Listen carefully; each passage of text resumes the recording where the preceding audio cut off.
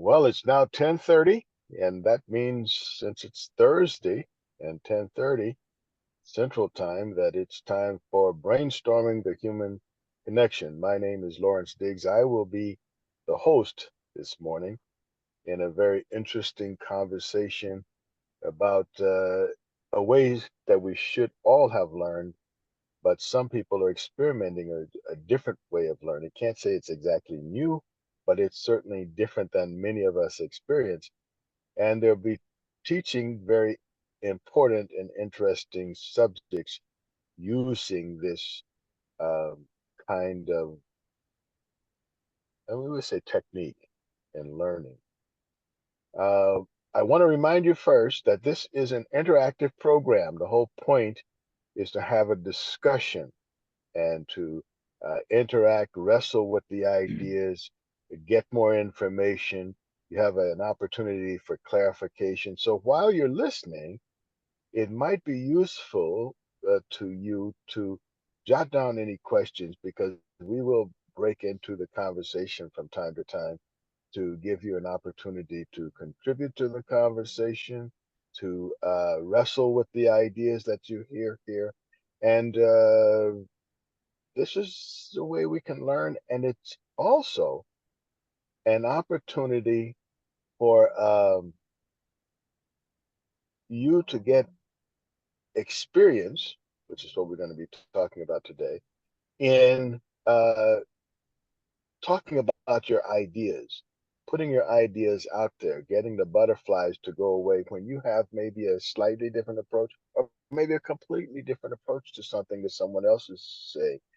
That you don't have to be an enemy of other people or they don't have to be your enemy because you see things different. This is an opportunity to not just have that as some abstract notion, but actually to practice having the conversation, how to have a conversation.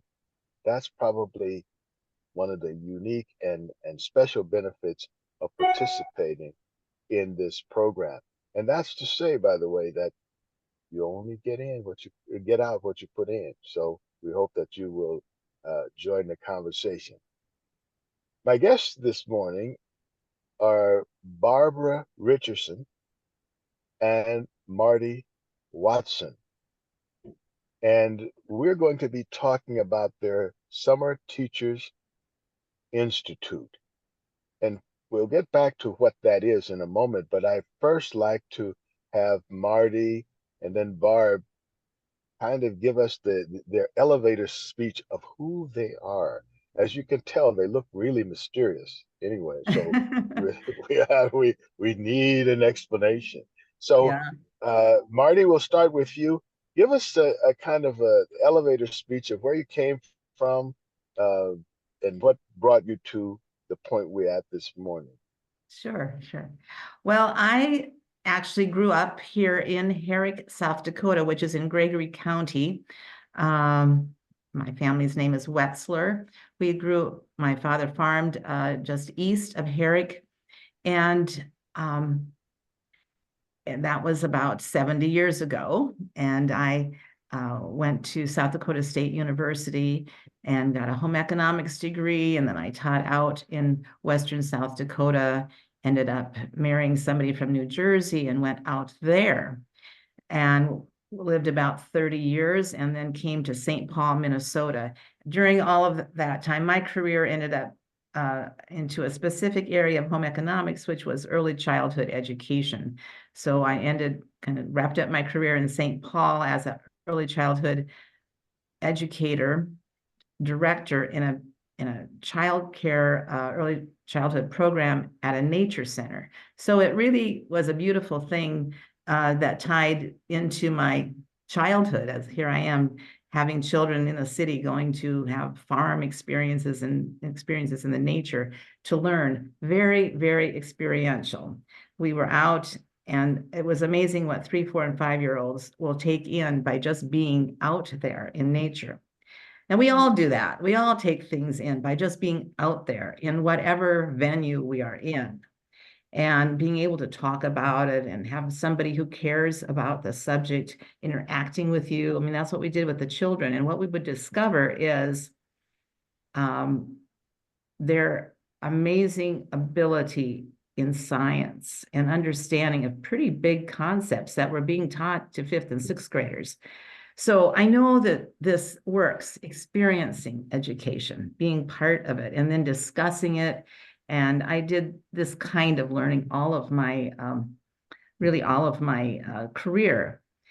And the name Reggio Emilia approach, that's a name and it has a background in Italy, but it's really about experiential learning. If you ever studied anything about John Dewey, constructivist approach, that's what it's about. And so that's where I get my impetus for how I work with people and how I educate. But I really think all of that went back to my home, my childhood way of growing up on the farm. If there's anything more experiential than a farm, I really don't know what it is.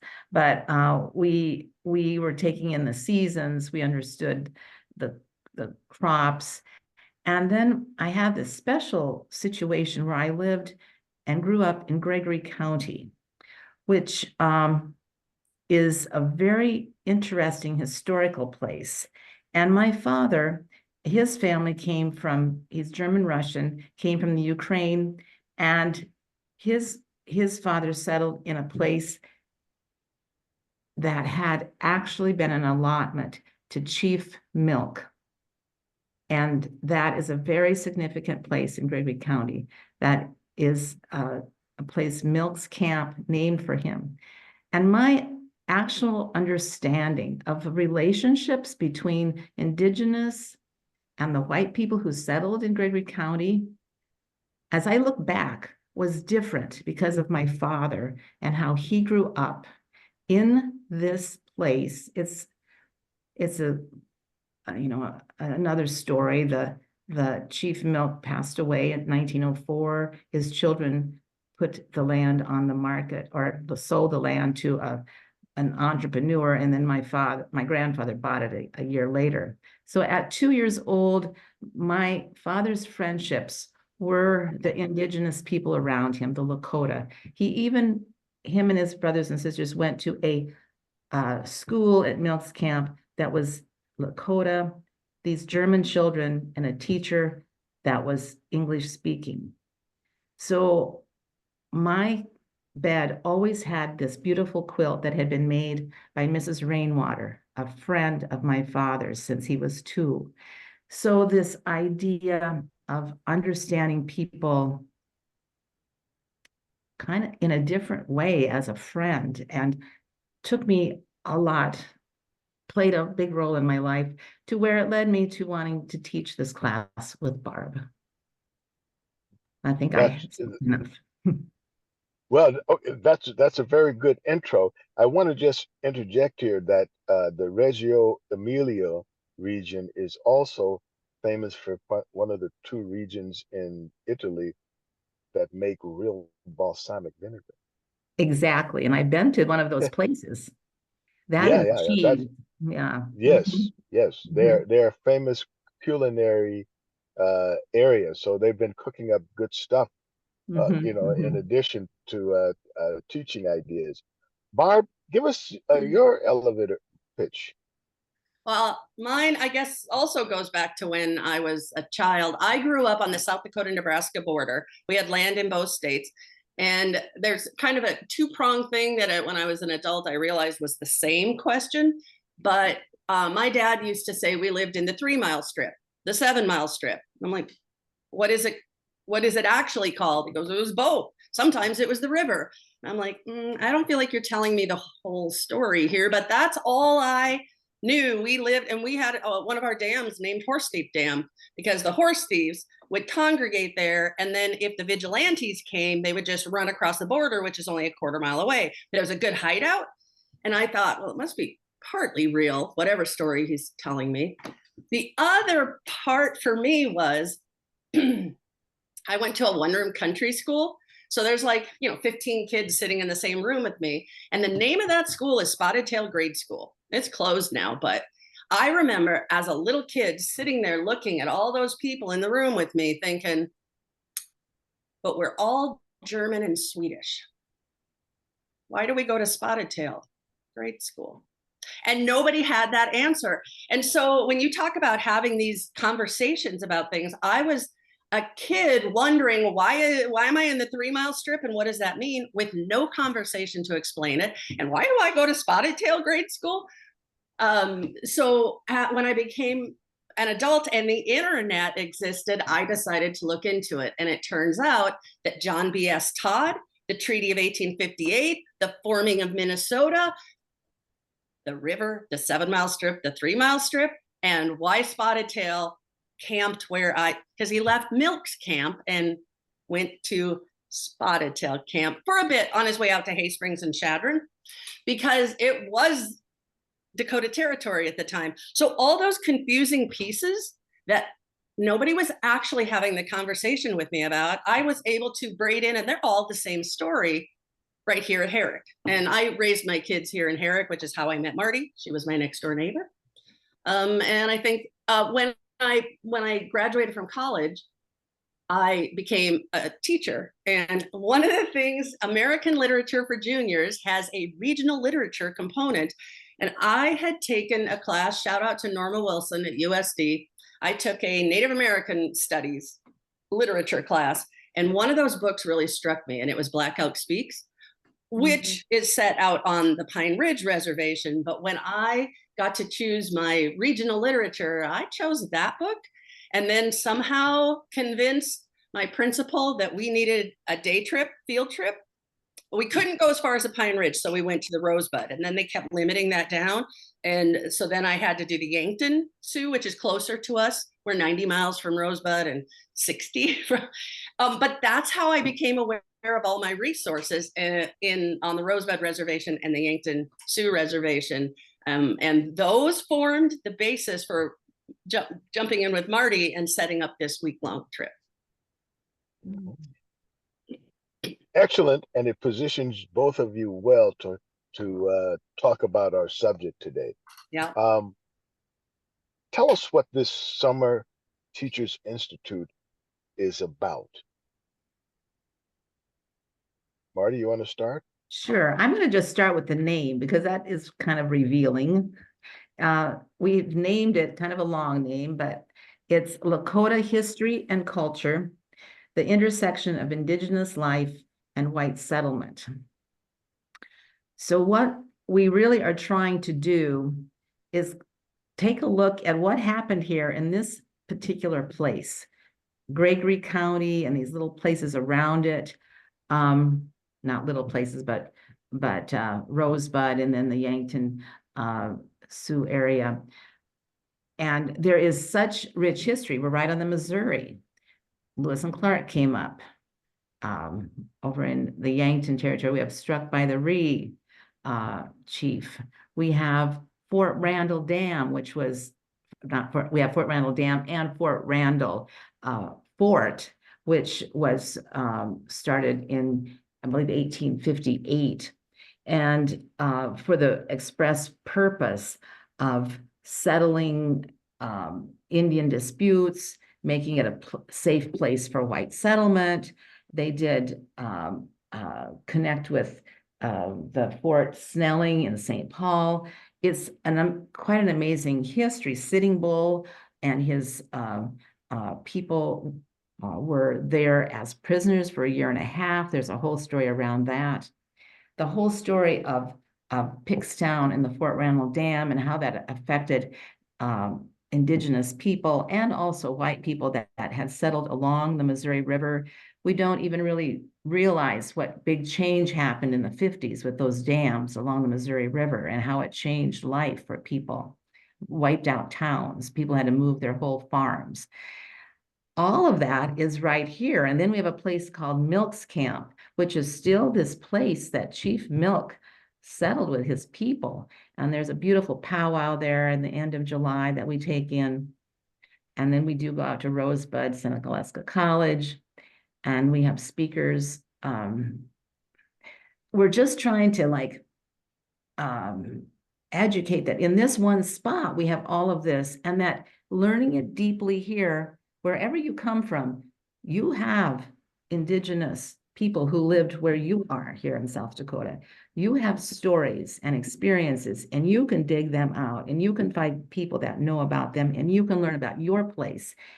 And it enriches. It has enriched my life to know this information, to know this history that's right here under my feet, literally under my feet. And then the beauty of the culture, and I don't have to travel to Europe to find a whole nother culture to explore and appreciate. So that's what, Barb, I talk too much. Tell me, you talk. No, I would agree with everything you say, obviously. But I would just add that sometimes people believe what we see now, and it's pretty easy to other people, well, those people, or to say them rather than this is how I live. And I don't think that's a valid perception of the whole story unless you know, well, how did we get here? What was our history?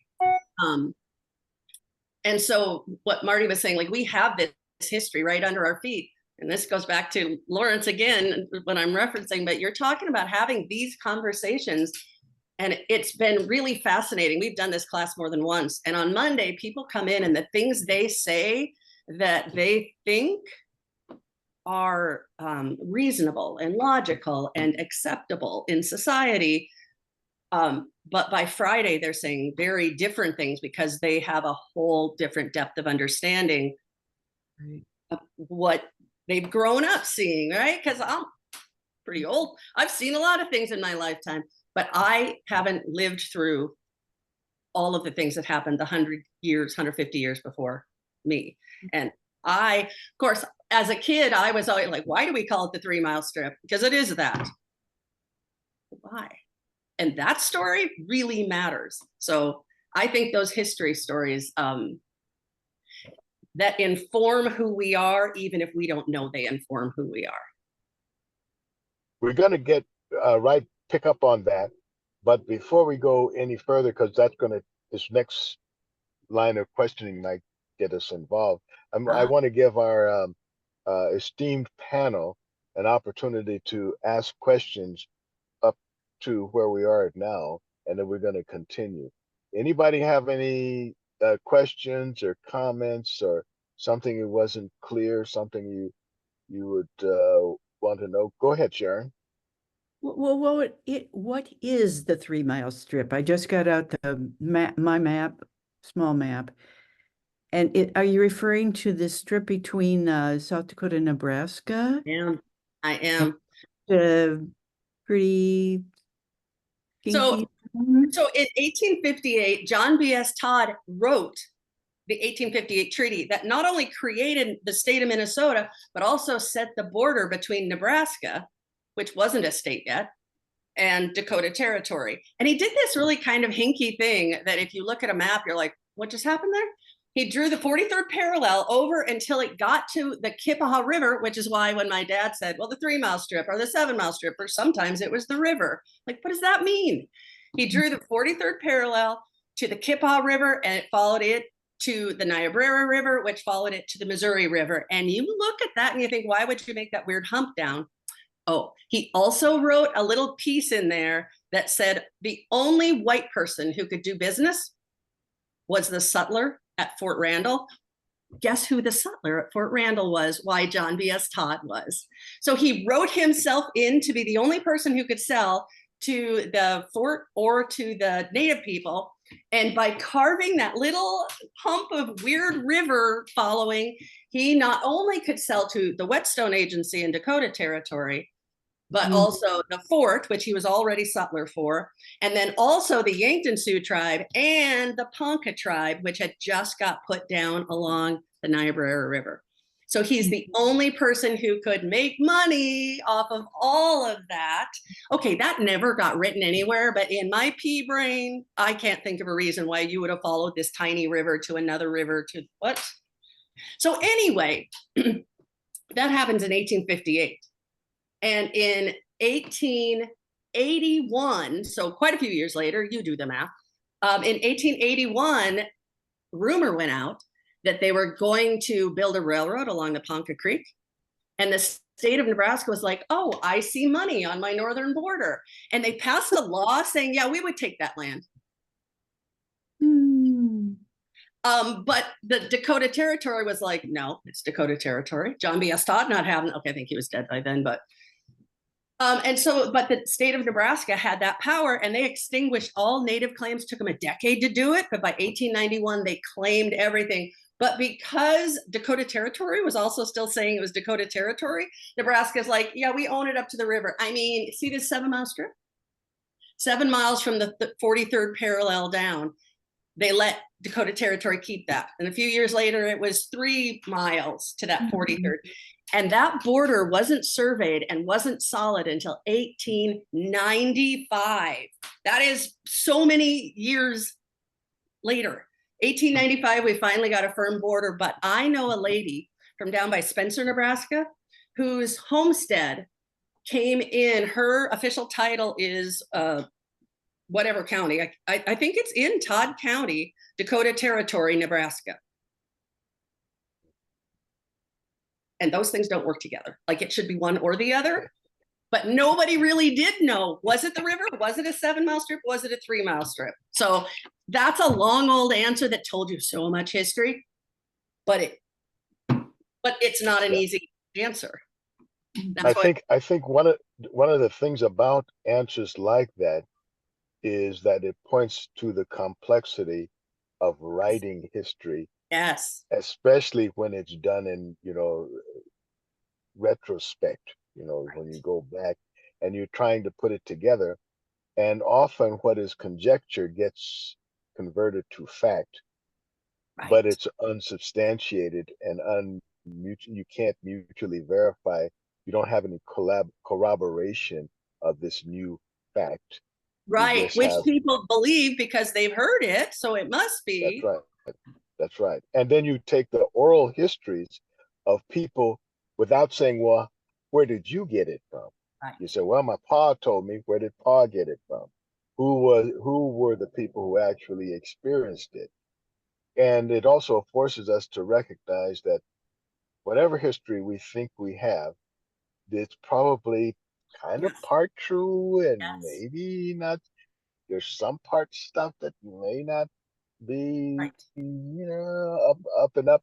And there's a human element, as you pointed out, I think both of you, is that there's this human element, for example, greed, or maybe sometimes it's a vendetta. Somebody didn't really need that land, but they wanted to make sure that John didn't get it, So other things happen, or I have a friend, they wrote that person, or an enemy, and I wrote that person out of this thing that I was positioned to write the rules for. All of those things go into the mix. Those stories also point out that it wasn't just about let's say the disputes weren't just about Europeans and natives. That in between all those groups, there were let's say discrepancies that people had, things that people had, they weren't quite clear either. Vicky, you look like you're chomping at the bit. Before I go on, did you have something you wanted to say? Well, I was just amazed. My great-grandfather was from Odessa, and he came over here. And then his son, my father, my grandfather, settled in let's see, it was Cut Meat. So my father was born there, but I just found that an interesting parallel. I was thinking about how many Ukrainians came over and settled in that area. It was my understanding there were 3 kids born in Cut Meat, but I have no history and I cannot get any history. It's just like it was hidden. And I didn't know my father was born there, and the other relatives, their children did not know they were born on the reservation. And I don't know what the big secret was. And it was never told on any family, it was never mentioned. I don't know why that would be. That it was a big secret. I remember as a child, there was so much prejudice. I only know that a couple people, maybe an Indian chief or something, would come over. They liked my grandfather so much that they'd come over to the farm near Seneca. But it was a great secret, as if there was something wrong with it. I can't find, Well, I can find census. But what was going on with the people that settled there and then they Well, moved away? Can you tell me what year would they have settled there? Well, my father was born in 1916 and the last name was Beekler. And there was another person from Odessa, a distant relative, a Christian Beekler, and I can't find anything on that. I was just curious because that land didn't open up for settlement until 1910 or 1912, depending on where you are. So I thought, well, maybe they were squatters, but nope, 1916, they would have had. Well, I thought it was a program that was going on. I thought my grandfather was sent over to teach a trade like blacksmithing. I couldn't check any records to see if they tried to purchase or homestead land.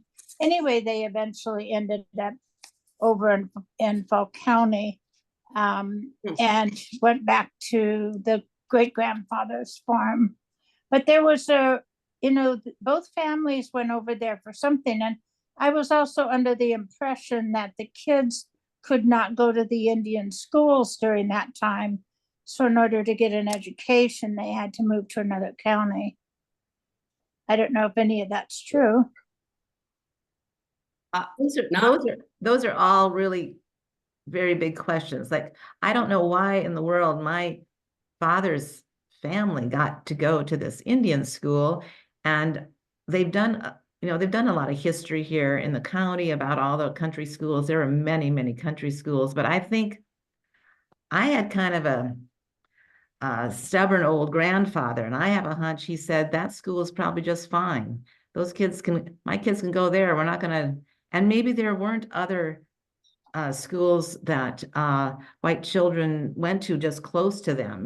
That was. But there are a lot of pictures. There's more than like your family's there, but the day school teacher, his kids always went. So around here, there were other families. There were white families who had children at the day school, the native school. Mm-hmm. I was under the understanding that the program where they had white people come in and teach was over around 1905, 1910, that they cut those programs out. So our history here at Milks Camp might be different because Milks Camp is actually a Oglala Lakota people, which is the Pine Ridge. But there was an incident in 1902. And so for years, they didn't have any overseeing. And finally, the Rosebud Reservation took them in for their oversight. And so like when you ask, like some of the questions we might not know, or it might be a little more flexible here because there wasn't that much oversight here. And then they got shifted from one tribal overseeing to a different reservation. So I wouldn't base like what your family went through or had on us out here in the far reaches, if that makes sense. Well, I can tell you it's the big secret. Nobody knows about it. I just found out cut meat, where it's cut meat, and I couldn't get anywhere. And I've done everything I could to find out information. Mm-hmm. So I'm going to continue on because I want to refocus. Thank you, Vicki, for your contribution to this conversation. I want to continue on about kind of what the Summer Teachers Institute is about, and that's experiential learning. Can you guys speak to that? What is experiential learning? And talk to us a bit about what its particular positive attributes are. Mm-hmm. Well, I'll just start a little bit. We do some real honest grounding. We really start with trying to know who the people are in our class. which is very important. Just like Barb and I described our backgrounds and what we're doing. And what we really want people to do is to know each other, because and feel comfortable talking to each other, because that's a big piece of this, to be able to share opinions without being judgmental. That's a huge thing to do, to just accept somebody's way of thinking and be able to have this honest discussion. You might even have an argument. And I will have to just go back to this way of teaching that comes from Italy. This idea of discussing with each other and arguing with each other, and then coming to some kind of resolution or understanding with each other at the end of that, and being good friends and going and have a glass of wine or whatever, is a hallmark. And sometimes I think here in the United States, we have to be winners and losers when we discuss anything. Like, I've got the right answer. If you don't accept my way of thinking, you're in the wrong place of thinking. Where we each bring things to whatever it is that we are learning. We don't come from a blank slate. We have already got a whole bunch of stuff we know. If you're a 3-year-old, if you're a 70-year-old, whatever, you bring some stuff with you. And so now we're going to layer on some more stuff, some more information. And so we start with that, really setting a place where it is okay to express our opinions and our ideas, and you're not going to be jumped on. And, giving some basic backgrounds of the place and what we're doing. But then we get in this little van, and we go places. We stop at Fort Randall. Now, many of us have known Fort Randall all our lives. It's a place.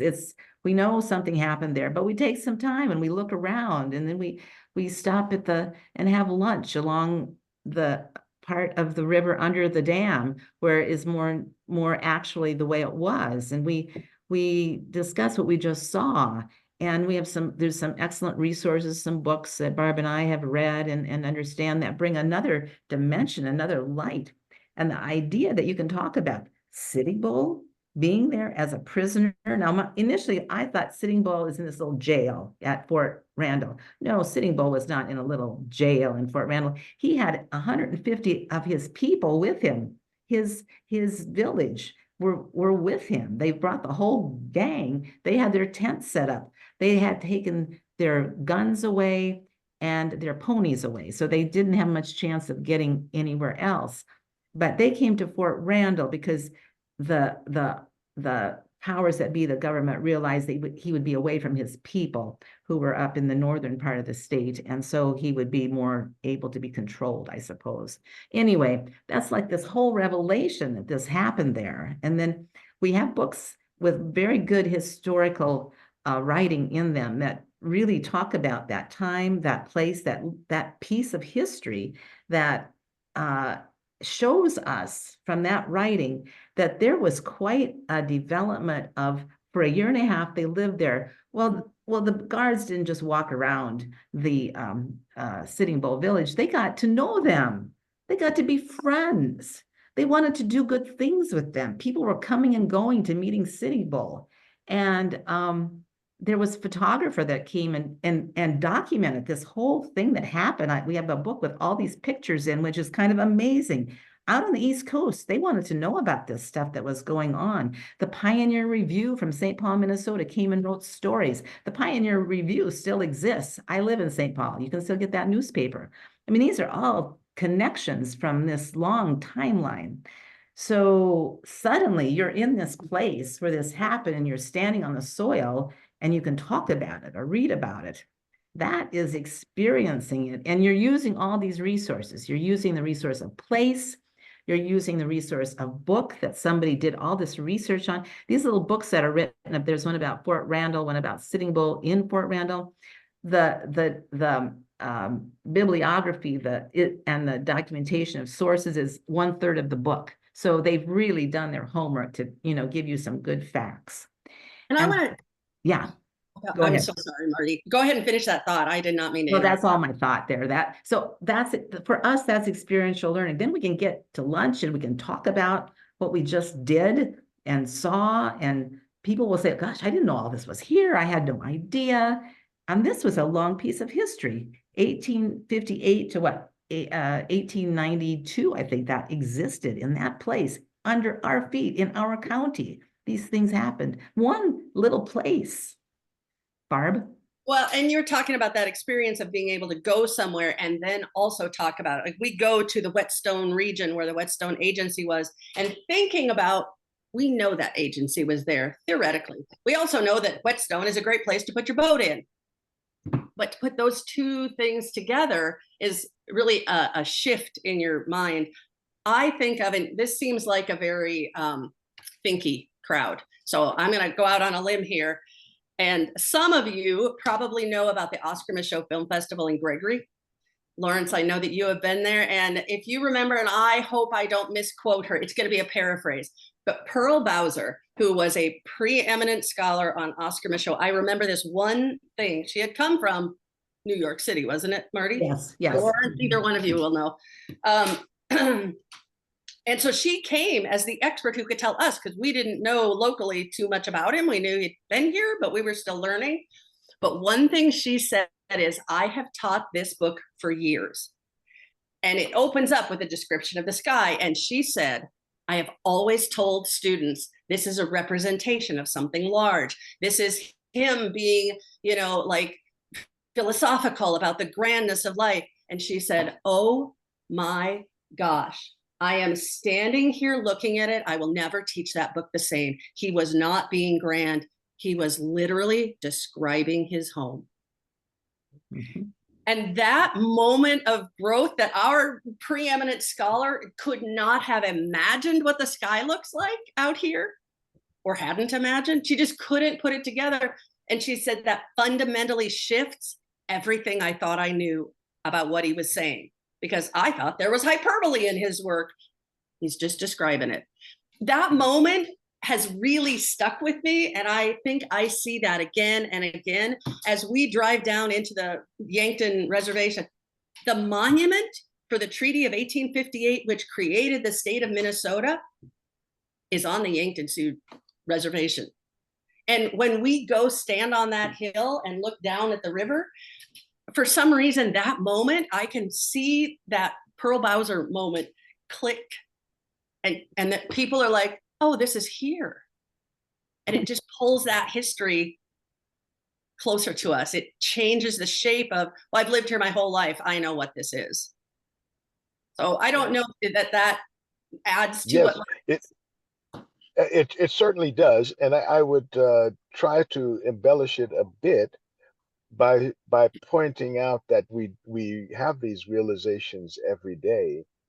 What's unique about what you guys are doing is you're more systematic about understanding that it's happening and bringing it to the consciousness that, hey, look, you know, now you're going to experience something and roll with it. You know, you can, you know, you have a whole different opportunities now to absorb something. I'm doing some research now on Japanese people and people from the African diaspora, not just the African Americans, but Africans, people with dark skins, we can put it that way, because most people would know a Papua New Guinean from somebody from Zambia. But one of the interesting things is that there are some interviews with young people, mostly young people, and the interviewer asked a number of young people, have you ever met a Black person? You know, and almost all of them say, no, I haven't. And they said, well, how did you get your impression? They said, well, I walk past them every day, or, I'll see other people talking to them, but me, I've never had an experience actually talking about it. And one of the questions was, well, what's your general impression of a Black person? And most of them say, well, I don't know how to think about it. But many people, well, not many, but some of them ventured that, oh, I'm scared of them. And Yes. so the interviewer asked, well, why are you afraid of them? And the one of the young women said, well, because they're much bigger than me, and I don't know that if something happened, I don't think I would have a chance. And it's very revealing about how our minds work. You know, we're in that fight or flight stage, and we're apt to form our opinions about everything that follows Yeah. by That's that very fundamental fight or flight response, which just shuts down the prefrontal cortex. And so we can't be logical until you right. do what you guys are doing and bring people into a place where it's still academic, but they can start to wrestle with how they think on an academic level, which doesn't involve the flight or fight. You know, I love that you pulled that out of that because Marty kind of mentioned it before too, but didn't say the words. But we make it safe for them because we find out where they start and then we show them a bunch of stuff and we don't force it on them. We just show it to them. And it's a real wrestle, but I think Marty, that's what you were referencing. Right. Yeah. yeah. And I And noticed, that's so. Oh, go ahead. well, when I took my students for all those years as a teacher, that when I was teaching in Nebraska for the first 8 years of it, that students had no knowledge, none of what a native, they'd never seen a native person. And that they were afraid though, when we got out there, they would be afraid of a car driving. They were going to run over me. I'm like, I think they pulled up to a stop sign. I think you were okay. And one boy actually said, well, I've never seen native people before. But once I started teaching in South Dakota, and literally it was like a 10-mile difference, but then there was all those preconceived notions, that fear, that fight or flight came up. It was a whole different field trip then. So I think, Lawrence, I just think what you said is such a smart point. I just wanted to weigh in on. I'm agreeing with you. Yes. Well, I'm hoping that other people will have some input too, because we're at a point now where I want to open it up again to our esteemed panel before we smother ourselves in a new angle to this topic. Anybody else have some questions, comments, something to add to the discussion? I have something to say. Sure. Probably won't go well. But I found, I live in Los Angeles, where I'm surrounded with all kinds of people, and I've done world travel. But I found that living in the small towns like I'm in, that there's more prejudice from the people around than I would ever have thought. I've been going back and forth for 25 years, but I'm still astounded. I'll hear something like, this woman slammed her hand down and she was talking about a politician and how terrible he was. And they're Jews too. So, and I've heard other people say the Holocaust didn't exist or something. And I said, well, have you ever known a Jewish person? And they said, no, but and then there's ideas on people my age that cannot cope with anything but a white Republican, Germans from Russia, or something like that's very, very close. I am so surprised. But then when I learned about, where they came from, especially like the Germans from Russia, and they were out isolated. I think it's the isolation in the rural communities that keeps one generation and the next generation they're not learning anything new until they move away. But I think it's appalling that that there's this much prejudice in the area in which I live in. I am amazed at it. Mm. And Well, they don't see it, recognize it. Sorry. No, that's okay. It's interesting because a lot of times we think of isolation as physical barriers, but there are also emotional and intellectual barriers too. Most of us live inside our head. All of the things that's outside is not, we think that they're the things that are the barriers, but it's mostly in our heads. And you can find these kind of barriers wherever you go. And many people have known that for many years, not just since the establishment of these United States. Goes back to Roman times, Greek times. They've known that. And you can see, if you, I don't know if any of you are familiar with the work of Howard Zinn, uh, but if you aren't, you should pick up some of his books. And I would say they're instructional for the things that they document. For example, in town meetings where they had a plan, not just some kind of feeling. They actually had a plan to keep all of the different groups apart because they were afraid. These were things that were openly discussed because they didn't see it as something other than their survival. They did not want the natives and the indentured people from Europe, as well as, and certainly not the Africans, to create towns and families together. So they created barriers between them. And they systematically did that. And those barriers still exist. And so you go to a place like LA, San Francisco, New York, or wherever. And as long as those mental, emotional barriers exist, they don't have to do much else. But they still make sure that's why people want segregated education, is because they don't want those kids to have a chance to actually find out who each other are. That's why even churches you go into, and most of them are segregated, even though there's no sign. But when you go in, if you're not our kind of people, and it's not just between the skins, it's like even between, like in our area, Norwegians versus Germans, and you can see that. And the old people here used to tell me about the stories. They told me lots of stories that were comical in our current age, but they were serious then. Like they would say, well, we couldn't go to Lake City or we couldn't go to Eden because if we went there, the kids would beat us up. So we had to take our wagon around another way to get to another town that we wanted to go to.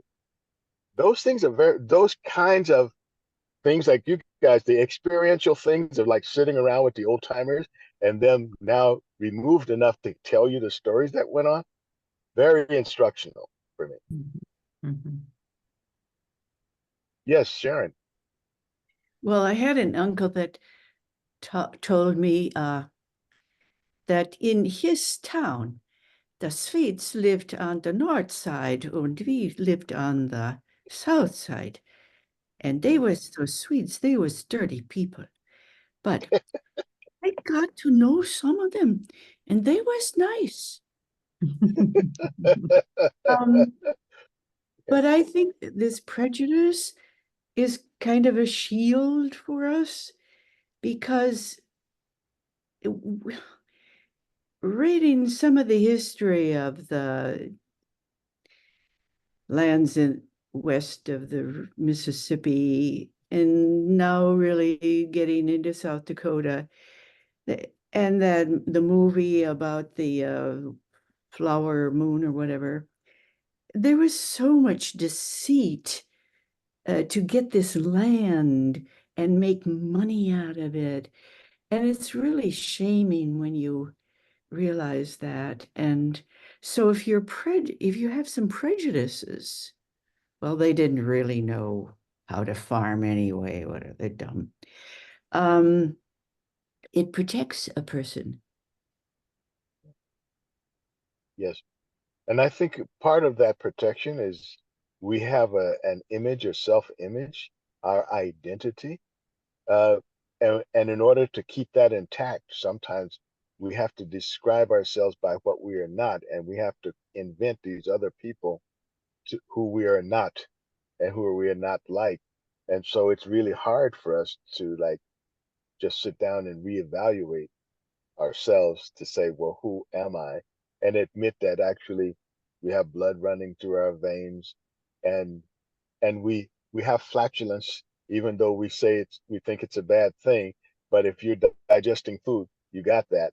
But it's hard for us to say that because now it challenges our self-image, and that's hard for humans. Go ahead, Barb. I think so much of what everybody has been saying since we got on this topic really is where I think we've kind of, without knowing it segue from something Lawrence said, which is that the fear, and that like prejudice lives on fear. And I'd mentioned before, like that we can other people, but that's fear too. And so that us, them, and that it was systemic. Like we're being very systemic about our class and setting it up and giving them experiences.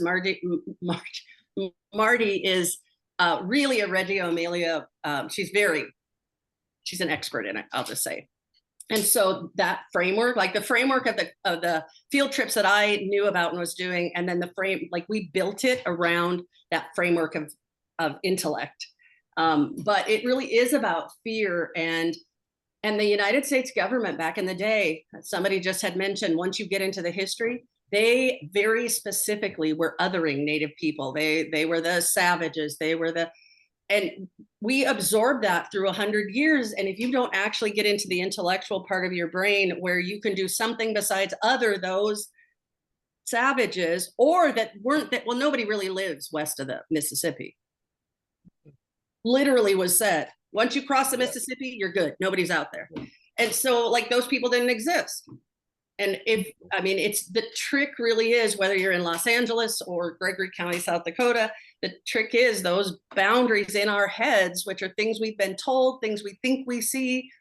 But if you tear it down, a lot of it is just fear of the unknown, but also, and Lawrence, you said something that I can't pinpoint, but something about fear, I might lose something, or fear, like, and maybe I just lose my sense of self. I don't know. Yeah. I would hand that thought off. Finished. What I was saying about fear is that it's really an emotional response. Mm-hmm. And the amygdala, a small walnut-sized part of the brain that controls the emotions mostly, it will shut down the prefrontal cortex. So the ability to think rationally is literally, the switch is turned off. Yep. And you operate on that basis. And it stores in the muscle and the rest of the body, so that this feedback loop happens, that even though you consciously say, oh, like I read this book and now I'm not prejudiced. Yes, you are. Nothing's changed until you have enough experiences that allows your brain, that when you meet a person who's not sitting next to you in church and you shake hands with that person, your palms don't get sweaty and your blood pressure doesn't change. Most people have never had that experience of meeting someone they don't know and their blood pressure or their autonomic nervous system not firing off. Most of us, that's what we're experiencing. Someone wanted to say something. Sure. It isn't until you get to college that you can take a class in conflict resolution. And I really think in this day and age, when we're communicating all over the world, and now that we've come to a point of so much divisiveness, that we should teach conflict resolution at a younger age, because it's not just arguing a point, it's arguing a culture, it's arguing a policy. And why that's not just as important as your English class, because you need to communicate. If you can communicate, then it would be so much better. And just think if 4th or 5th grade kids, before they're ready for junior high, had a conflict resolution class where they really had to understand a different idea, a different culture, how much better off we would be as adults before we get into the wide world.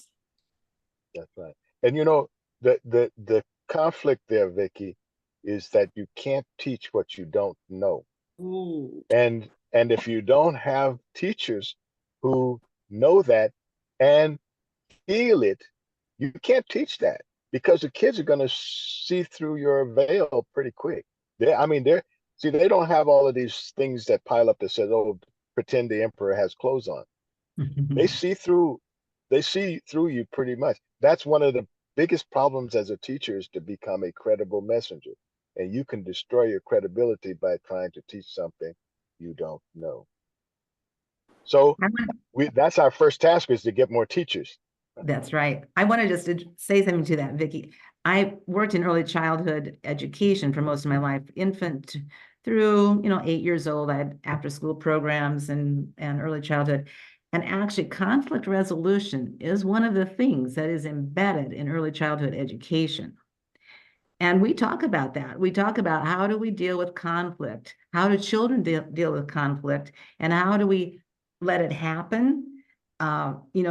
Sometimes I think we get in, and I'm not being critical about this, but sometimes we label a class, okay, now we're going to take conflict resolution. We're going to learn how to do this. When conflict resolution is in our English classes, in our math classes, in our home economics class, is in the playground. Conflict is around us everywhere. And so the key there is for the adult facilitator that's with those children, the teacher, whoever they are, playground superintendent, I don't know, recognize these conflicts and what we do with them. Are we just going to say, okay, stop that? You're going to go inside if you can't play nice anymore? Or are we going to let that happen a little bit? Let that conflict go a little bit. Watch it. Don't let anybody, kill each other, or get a bloody nose before the day's over. But watch it. And invariably, if you are really good at that, watching when those children are little and supporting it, they work through those. And pretty soon you get less and less of that, and they just handle it. It is an amazing thing to watch and see if you are not afraid of it. Again, people are afraid of that conflict. Ooh, what's going to happen? It's just going to build and build and build, and it'll just be terrible, and it'll all be awful. Not usually not. And so that is an important thing, Vicki. That is critical to our education, where maybe we spent more time recognizing that through the ages of life, we'd be much better off now. Mm-hmm. And I think what you're saying, both you and Vicki, is that one of the key components of education should be interpersonal relationships. Yeah. That people should be able to know. And the interesting thing is, I often, when I bring that up to teachers and school boards, or that and critical thinking, they say, oh, it's all integrated.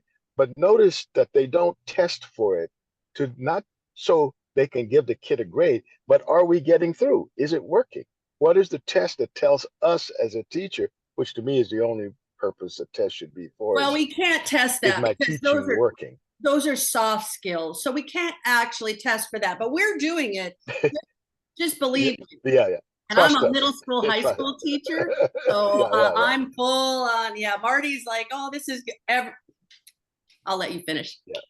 Yeah. No, I'm saying kind of what you're saying is like we're afraid to know that, okay, am I being effective here?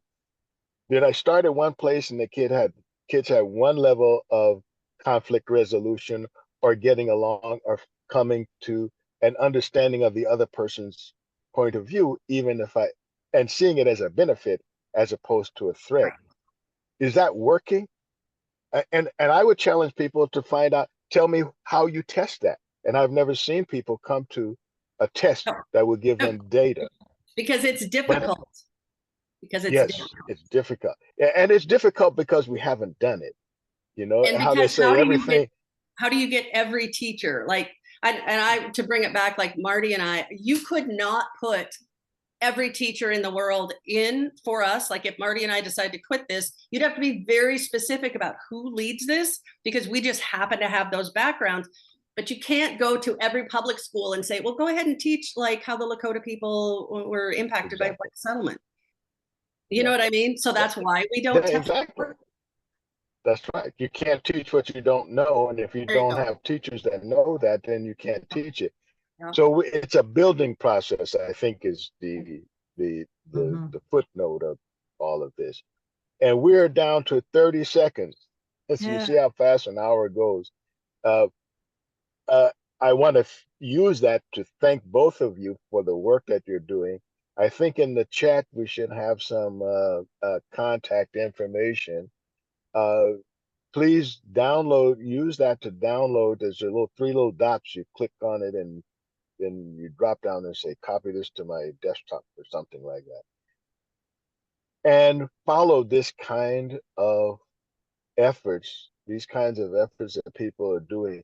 often we think, oh, nobody's doing anything with you, you know, we're not solving the problem. There are people doing it, but the more of us that know about it and the more of us that support what they're doing and take advantage of some of those classes that you can learn about right here, you know, the more we can benefit, all benefit. Thank you, And I guess, Barb. Thank you, Marty. And thank all of you for joining our brainstorming this one little Yeah. part of the human connection. Thank you. Thank you. See and you all find next week. Same find time, more same at station.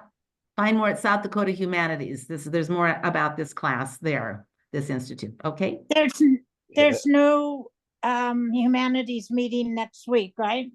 That's right. And also the book festival. Okay.